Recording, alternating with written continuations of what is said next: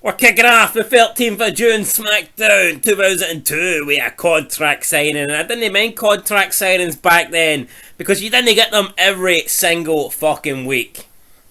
And that's it, and it's Undertaker, Triple H, undisputed title on the line. Vince McMahon's coming out with a purpose. He just reclaimed the 100% ownership of the WWE. Buried Ric Flair by himself.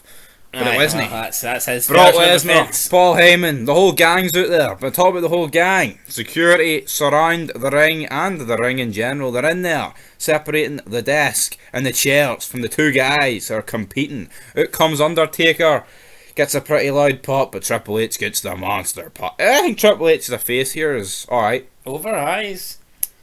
I think everyone prefers him as a heel because that's just the whole gimmick of Triple H, really. He's been pretty over, like, since he came back for his injury. Yeah, you can't fucking argue with it, But but his title run was a bit... yeah, it was a wee bit lackluster, but well, I mean, it's not like the next title run's going to be fucking puppies and roses and all that chocolate. Like, I mean, it's just going to bury everybody for the next 4 years. But yeah, I mean, basically they sign it and that's it. Yeah. Music plays, they have a stare down, but then what's going on? Security grab Triple H, Taker jumps on his seat, jumps on the table, and then jumps off the table and decks him. Flying flying punch through there. Triple H is getting beat up, then he manages to get to the outside, he grabs a sledgehammer, Taker takes off to the back, Triple H beats up some security, we get back for the break. Triple H says that we ain't getting a show tonight unless McMahon sends the Undertaker down. I don't know what Triple H is going for here. Surely if Undertaker wanted a piece of Triple H, he would have just come down. What does it mean McMahon send him down? Like, as if McMahon's... I don't get it. Anyway, he's like holding the show hostage, breaks some... He's like, well, you can't have SmackDown without an announcer's table. I mean, really? I mean, the announcer table kind of get broke all the time. Like, yeah, and then he says monitors, and it's like, well, monitors sometimes just get took out of the announce table and broke. yeah. So mate, what are you going on? What are you going for? Then he eventually breaks the camera. He says, that's a 50 grand camera. We're about to screw you out at 50 G's, Finny Mac. Vince McMahon comes out and says that he'll get a tag team match tonight. Triple H goes, that's good, but still, fuck you, and smashes the camera, and yeah, just beats the shit out of the camera with the sledgehammer. But yes. Not only one sledgehammer, he had multiple sledgehammers. The first one was completely wrecked after just his ferocious slamming of it on the announce table. I mean, there must have been about 25 full force sledgehammer hits here. I mean, Triple H must have been gassed after this, like, because he was putting full swings into these. I was near gas watching it, but yeah, he's going to get Undertaker tag team action, but he's tag teaming with Hulk Hogan to take on Taker and Angle. Damn it, son of a bitch! I mean, it wasn't the. It was a different. I mean, I guess it was a different start. During this, we also had Billy and Chuck come out. Billy was supposed to be Rico was supposed to be taking on Rikishi. Triple H wouldn't allow it to go. Triple H said to Billy that Billy basically says, well, we're going to come down and get you out of there. Triple H says that Billy added a whole new meaning to the word suck it. They're going to suck on my sledgehammer, son. Yeah, that's what they said that, and then Billy Gunn came down and actually got wiped out with the sledgehammer. So, I mean, that was no bad. It was no bad wee opening segment to SmackDown. Different. But now, Test versus the Hurricane. Last 16 of the King of the Ring. I think they worded it as a King of the Ring qualifier, so I guess the last 16 is a thing. Well, yeah, it's a qualifier, I guess, but yeah, Test in no way in hell was going to beat. Well, not going to beat. Was going to lose to the Hurricane. Yeah, and he didn't. 2 minutes, Test done it. Boom, boom, boom. Overdrive, Test drive. Out come Nidia and Noble. Take off his mask. Wouldn't be the only mask being took off tonight, so to speak. And when they took the mask off, they were selling. Taz was like marking it and going, "Oh my God, it's Gregory Helms!" I mean, as if they didn't fucking know the Hurricane was Gregory Helms. I like Taz, right? I think Taz is one of the most underrated commentators of all time. Yeah, he's brilliant. And see, actually, looking back, I don't think Cole was as bad as people make him out to be. Now, if you compare him to JR, then obviously he's shit. Cole here is actually good. I don't think it's fair to compare the guy to JR, right? Because let's be real. JR is just the best of all time. You can compare any play-by-play guy to JR and they're just nowhere near as good. And that's from the 80s, 90s, 2000s, or, current era. You can tell you what, it's care. affected commentary having to become PG. I honestly think that. And I think there's nothing really exciting happening. The product's not good either. I mean, I think GR had a lot of stuff to market over. I mean, see when like Mick Foley's getting through after the Hell in a Cell. I mean, come on. Yeah. I mean, you can get excited about that. What can you really do? Like, look at JR these days. Yeah, watching AEW, the guy just sounds... Wants to kill I'm himself. sure if there was good stuff, like, he'd be delivering good commentary, but... Nah. Anyway, yeah, back to the point here. Cole, I don't think's that bad. I think he gets a... I would say his worst spell was probably around... I think before he started teaming up with McAfee, he was bad, like, I'm not going to lie. He was Ever horrendous. since he got moved to Raw, especially, man, he threw, see, like, I think ever since his heel thing stopped, remember he done the heel gimmick? The Cole man. Aye, and he was, like, feuding with Lawler. See when that stopped, and then he was, like, kind of living, you were going through, like, the Daniel fucking Bryan era. I thought, oh, Air Mysterio, Air Rollins, I mean, Air this, Air that. Is Batista gonna tap? Is Batista gonna tap? He says no. I mean, him repeating himself multiple times at Mania to try and add, like, I don't know, try and add a bit of urgency to, I mean, just, there's better ways to do it. Vintage Cole. Yeah, vintage Cole. Anyway, moving on here. Tajiri versus Hardcore Holly. Another King of the Ring qualifying match. This one a lot more competitive than Test Hurricane. I would have liked to have seen Tajiri go through. He didn't. Hardcore Holly won in the end. Tarantula countered into the Alabama Slammer. They keep referring to Hardcore Holly as the toughest guy in WWE now. I think they're probably being told to say that because they say it every week. This is not just like a one-off. Yeah. Every time you see Hardcore Holly, they refer to him as the toughest guy in WWE. And I just don't see it. What has Sparkplug done? Right, you know that match against RVD, fair enough, he continued. That's not here. That's like 4 years down the line. And I wouldn't say that alone makes him the toughest guy in the WWE.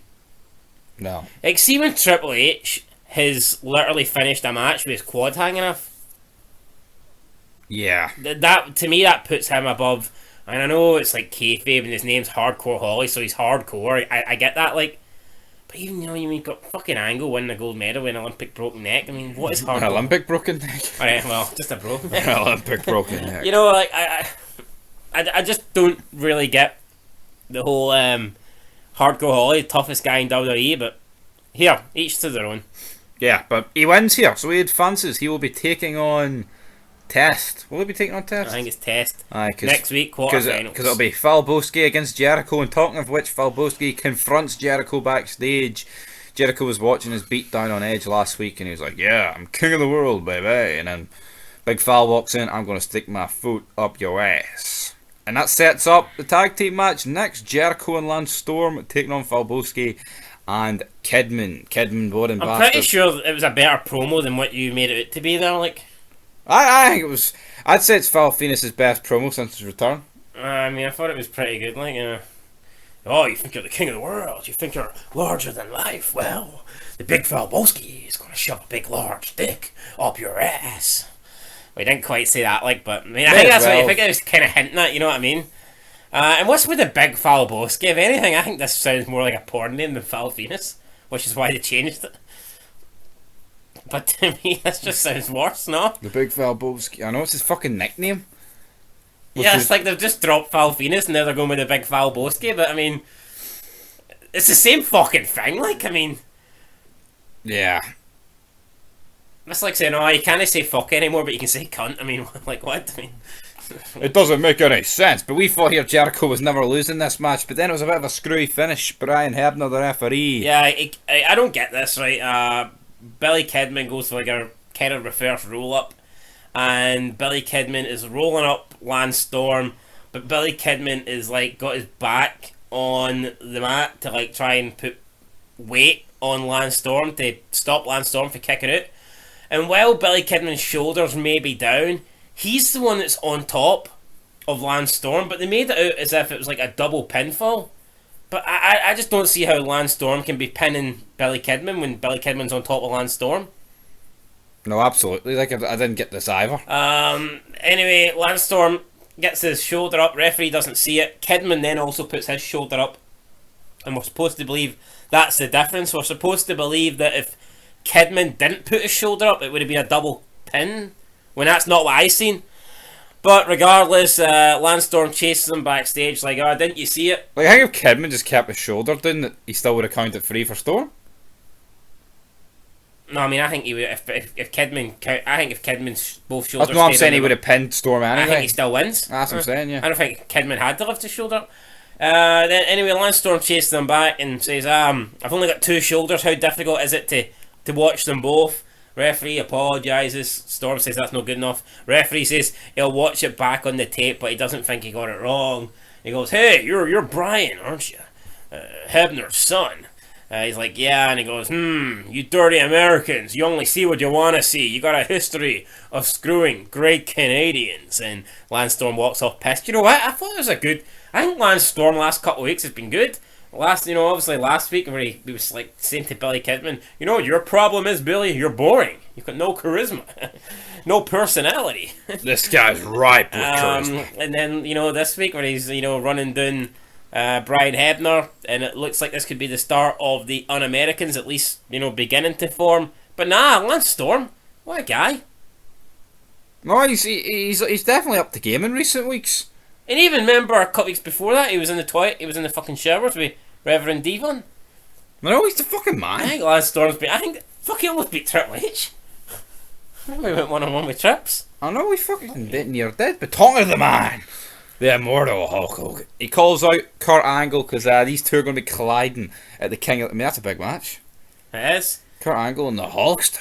And they're going to be colliding in tonight's main event. Hogan says they've got a lot of things in common. Being American heroes, being this, being that, being tough guys, and being bald. And Hogan says that Mother Nature took his hair, but it was Edge, his brother Edge, that shaved Angle. Reverend Edge.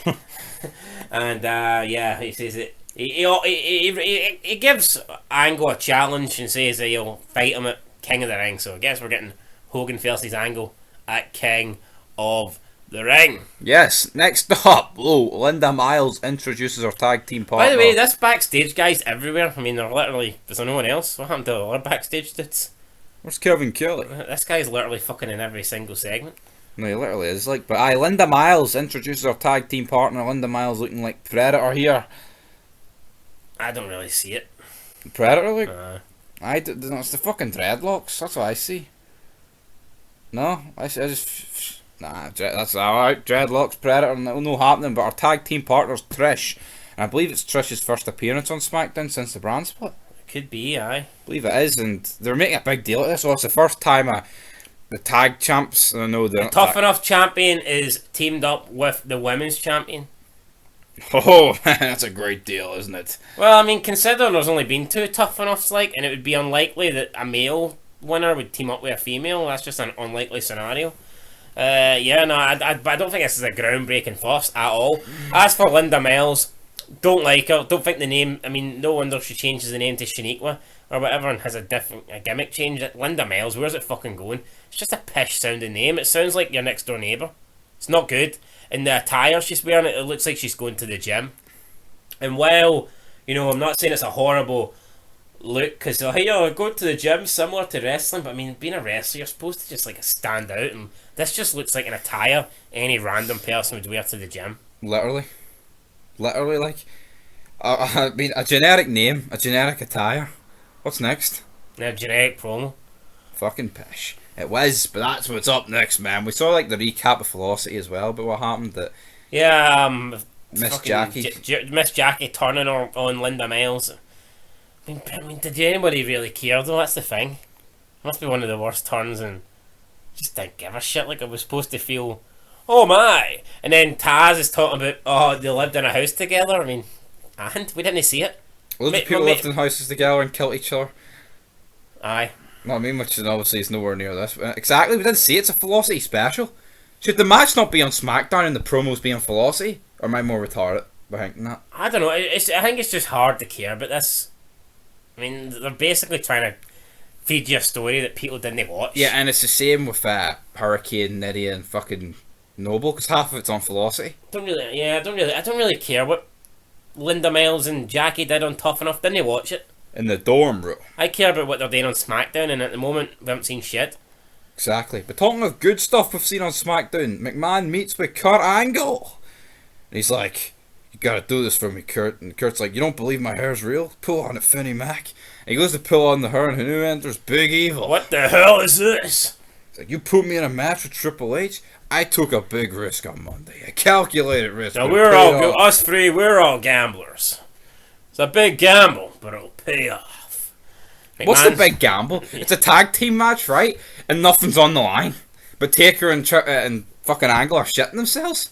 Well, I think Taker's, I don't know, his point is Triple H seems to be losing control or something, or losing the plot. He's dangerous.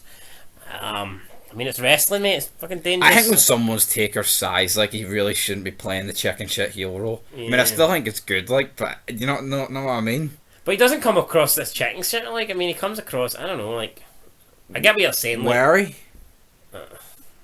Reluctant to, like... It's still a bit weird, though, isn't it? Yeah. Like, could you imagine Kane with a mask playing this gimmick?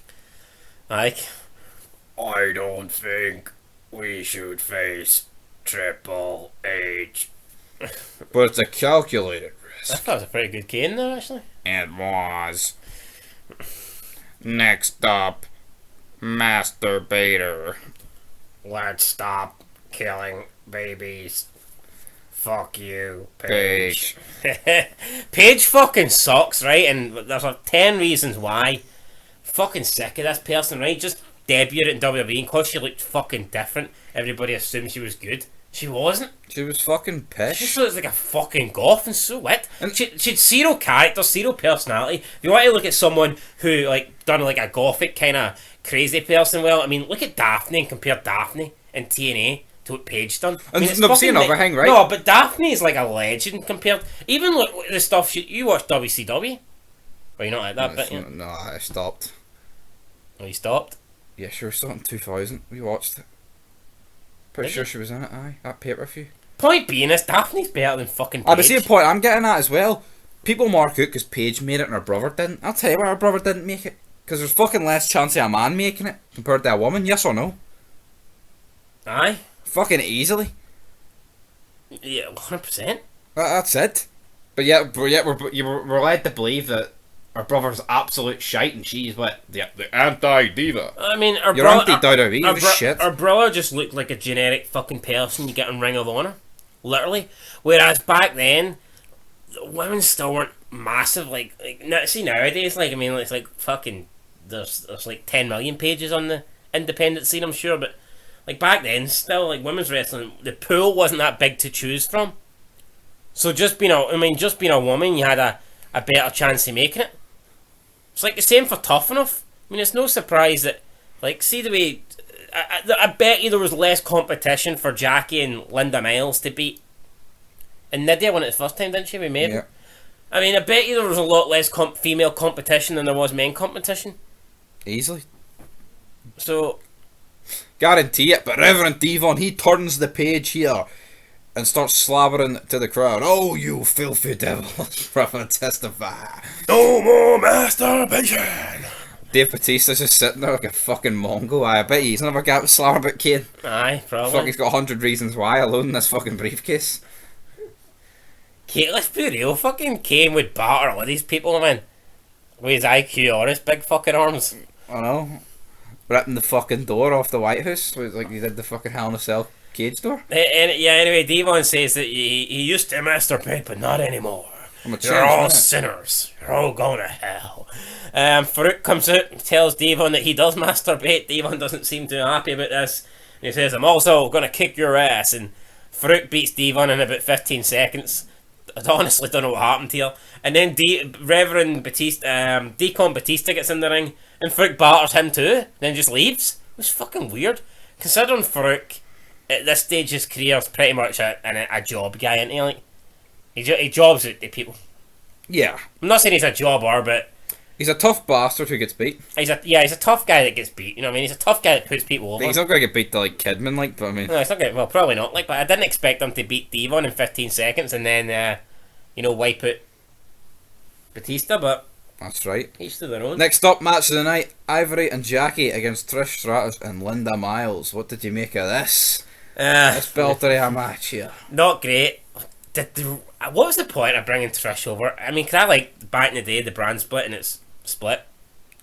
I think they're kind of doing the gimmick of it's exclusive. The women's titles on both brands, aren't they? Are they?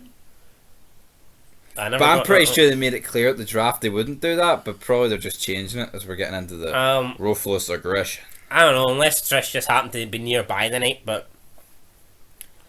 Did this match really need to happen? Or is there nobody else really on SmackDown for Linda Miles to team up with? Like, to be honest, like, you could have just had Linda Miles against Jackie with Ivory in Jackie's corner, no? Well, maybe there's nobody for... Who is there on SmackDown that could have literally teamed up with Linda Miles? And not have a fucking stinker of a match. Tori Wilson? Not that this was a great... Yeah, no, but Tori Wilson's not really a wrestler. No, but she does wrestle, like. I wouldn't say she competes. She can't wrestle, she competes. She competes in this time frame. She's had matches, yes. Oh, come on. 2001 she had matches? Not legit matches, man. Oh, these are legit matches? It's a tag team match on a fucking wrestling show. She had matches as well. Against who? She had single matches. Against who? There was her and Stacy against Trish and Lita. Oh, hold on here. That was because the invasion. They needed the fucking they had no one else. But still had matches. You said name matches. No, I'm not saying she's never had a match. I'm saying she's not a competitor. Right? Jonathan Coachman's had a fucking match. He's not a competitor. They do have matches. So is Stacy, but she just do it rare. I don't think... Okay. They still have matches. No, I'm not saying they don't have matches. I'm saying they're not wrestlers. McMahon has matches. He's not a wrestler, but I'd say they wrestle more frequently than McMahon. Yeah, and would they fucking stick McMahon in like Maiden's team in his first match? But why are we having a fucking debate? I couldn't give a fuck. My point is maybe they thought there was fucking literally no one else on SmackDown that they could wanted to put in this match that they felt. Maybe they just didn't want to have a match with 3 people that can't wrestle. That's probably and Ivory. So they thought, here, at least if we put Trish on, she knows how to do a comeback spot. That's it. But no, I don't think that is. I think you're retarded. I'm retarded. Yeah, no, I think I'm right here, and I think you're right. That's alright. You can think it. Why the fuck are you losing the plot about this? I couldn't give a shit. Do you think Stacy Keibler and Linda Miles would be a good tag team? You said name other people that could have did this with, and I'm just naming women on this roster, and you're seeming to think I'm not. I'm just saying it. I'm not saying that Tori Wilson or Stacy are better workers than Trish because they're fucking not. Terry Runnels has matches. Yeah, no. Is she a wrestler? Would you say her role in the WWE is like a manager / interviewer backstage, or would you say she's a wrestler? I would say Trish, Lita, they're wrestlers. Tori is more a personality. Stacy Keibler's a personality. But they still have matches. MVP, right? Listen, buddy. MVP is the manager of the Hurt Business. Does he still have matches? Oh, MVP is a fucking wrestler, though, that's transitioned into a manager. These people are not... whatever, move on. I'll tell you what, it won't be long till Stacy and Tori are fucking competing, and I'll be like, see you, mate. Fuck up. Does Tori Wilson not have matches against Dawn Marie? Because her dad dies? Aye. So... you're are you saying... I'll Wilson your ass on it. Listen, Dick. Are you saying that Tori Wilson in 2002 has the same status as Tori Wilson in 2006? Let's say or 2008. Right, okay, right, alright, right. That's like saying... what about Jonathan Coachman? He doesn't have any matches here, but a couple of years later he's out in fucking Rumbles. That's like you saying Kelly in 2006 and 2007 is the same as Kelly in 2010. Who gives a fuck? Right? They're signed to the company. Yeah, and I'm saying the roles at this stage aren't wrestlers. That doesn't mean they can't have a match. That's right. I don't see how I don't see how you cannot grasp what I'm saying here. I'm saying I don't. You've made a mountain out of no, fucking I get it, but I just don't see why you can't see where I'm coming from. You know what? They're probably not signed as a wrestler contract, but guess what, mate? They still have matches. No, I'm not saying contract. I'm saying the roles. Contract rules, whatever. Fuck up, mate. Let's just talk about the end of the match. Hey, go then. Oh, you talk about it, because you've made me forget. Frying my skull with part-time pish. I can't even remember what happens. I think Trish Stratus and Linda Miles win, but couldn't they? Aye, they win. Right, well, let's move on. Aye. Right, McMahon. Oh, wait, what a waste of fucking time that was. I know, you fucking bored the tits clean off me with an irrelevant discussion. No. Anyway, Talk about a All relevant. you had to say was, "You're right, I'm right." You're wrong, I'm right. Right. Oh, McMahon, with a relevant discussion, says, "Yeah, I'm the man. You know what that means? I'm 100% owner of the company." McMahon says to Stacy, she from now on she refers to him as Mr. McMahon. Is that not what she's been referring to him as the entire time? I've never heard her call him Vince. She might call him Sir the odd time, but would that really bother him more than Vince? It's always Mr. McMahon. It's never. Yeah, like literally everyone calls him McMahon, Mr. I McMahon. mean, I've never heard her call him Vince. Maybe Taker'd be calling him Vince, like, Aye. you know, but I doubt McMahon be like, "Hey Taker, it's Mr. McMahon." No, Hogan or something like that. I mean, but I can't. Yeah. Anyway, there you go. yeah, there's a rap at the door. Is it Georgie? No, it's Dawn Marie saying, "I want Al Wilson 6 months early to prove Stevie's point right. Because Tori Wilson's a wrestler, damn it." But no. No. Just because you have matches doesn't mean you're a wrestler. I'm not. No. I know. I'm not having that. You used to get wound up over petty shit. Anyway, though, McMahon's like, "Fuck it. Let's kiss, Stacy." Jim Ross has had a fucking match. Oh my god. Michael Cole had matches, mate. Are they wrestlers? Yes, but right, agree with me with this, right? I would say Stacy and Tori Wilson are more considered wrestlers than those two, yes. Alright, Admit it. They're commentators. Yeah. Are you telling me though that some women in WWE don't get signed to wrestle and some don't get considered for like personality valet? Of course. Alright, okay. I was not saying that. In but 2002, what bracket would you put Tori Wilson and Stacey Keebler in? put this. Listen. No, I'm just asking. Listen. I Right? think it's wrestlers. See, Stacy and Tori Wilson. They're in a more wrestling role than like a Terry Runnels at this point, because Terry Runnels literally hasn't wrestled. She did a roll up for the hardcore title, and that was it, mate. All right. She's literally just an interviewer. Well, these two are actually competing. I mean, I'd maybe give you, but I mean, Maybe give me it. Anyway, right. Dawn Marie doesn't get the fucking door answered here. All right. right. And Right, that's what's weird, because Stacy Keebler for like weeks has been all into McMahon. McMahon fucking says, "I don't want you to get the door, I want you to get this." He locks his lips on stage, and she's making this like weird fucking face, as if she's been molested, as if she's about to get a £3 million payoff.